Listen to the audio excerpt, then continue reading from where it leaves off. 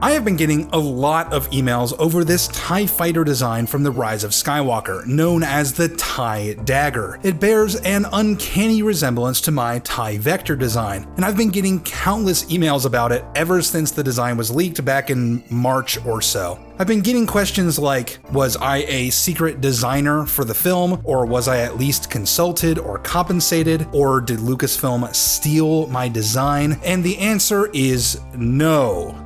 Well, definitely no for the first two things, and I don't know, maybe no for the last one, I really don't know. To the people who I replied to, my official stance has been that all TIE designs are fundamentally derivative. The TIE Fighter is a crazy, specific, and unique design, and in order to make an effective TIE variant, by default, you have to steal certain elements, the circular cockpit, geometric wings, and so on. And the presence of triangular wings is not in and of itself proof that my design inspired a designer at Lucasfilm. I myself came to triangular wings by just experimenting with reducing the number of vertices on a TIE wing, and apparently I was not the first person to think of this. Some were quick to point out that a triangular winged TIE variant was actually concept art for The Force Awakens. And for the sake of transparency, I first posted my TIE Vector on Reddit in October 2016. I had started the design in May, but October is the absolute earliest that anybody could have seen my design. And that's still quite a bit after The Force Awakens. But even though I didn't actually know about this specific piece of artwork, it speaks to the point that it's obviously possible that two designers can settle on a similar design independently.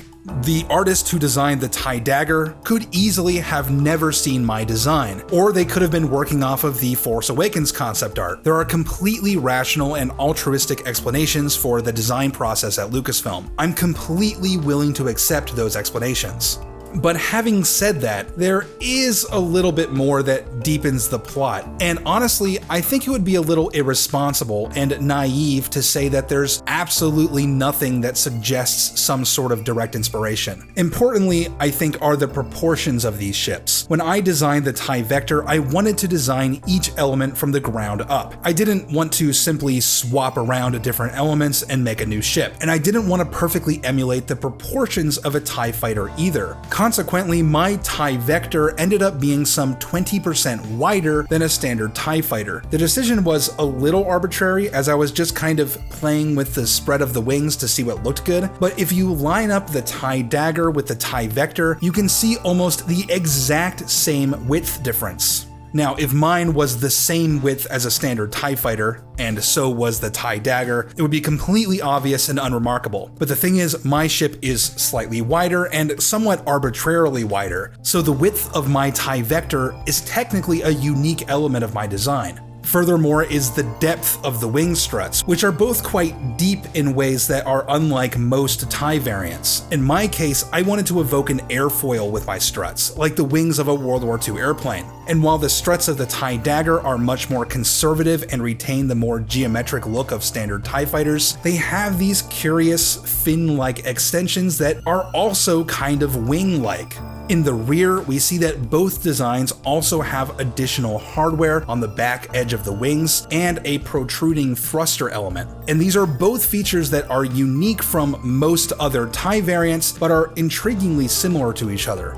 Now, obviously, and I can't stress this enough, obviously all of these things are ultimately super minor, nitpicky sorts of details. And the literal execution of each and every one of these is actually pretty different between the two ships. All I'm saying is, if you remove the elements that are common to all TIE fighters, you're still left with a few things that are just kind of suspiciously similar. Now, none of this proves anything, but like I said, I just think it would be a little irresponsible to pretend that there were no similarities at all. That is, again, beyond the obvious, the things that all TIE fighters have in common.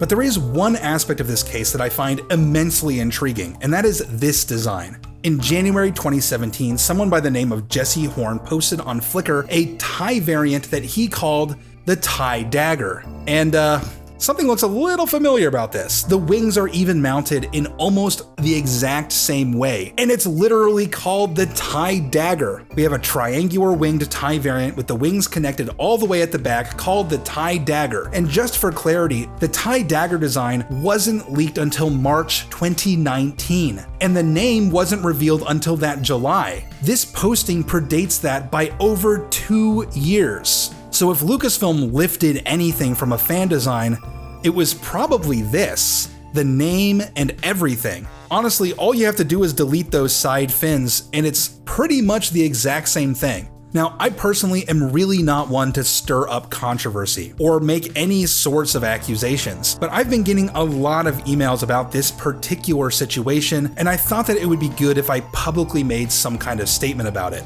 Altogether, there's no conclusive evidence that Lucasfilm lifted my design specifically, even if there are a few intriguing similarities. But the fact that the general shape and name of the ship was lifted almost directly from a fan design gives some credibility to the idea that they were at least scouring the internet for inspiration. As it pertains to my design, I'm still willing to chalk it up to coincidence, but I'm somewhat less inclined to say that it's mere coincidence in the case of Jesse Horn's Lego TIE Dagger. It's just a little too direct in that case. But I will say this concerning the canon TIE Dagger. If any part of the wings rotates in any way, I might change my stance, because that's a pretty unique element of my design. So if we see that in The Rise of Skywalker, you might hear from me again. Until then, the jury is out. Thank you all so much for your time and your investment. It means a lot to me that you guys care enough to reach out to me and tell me your concerns, and I only regret that I really can't respond to all of you, but hopefully this video put a lot of your questions to rest. Thank you guys so much for watching,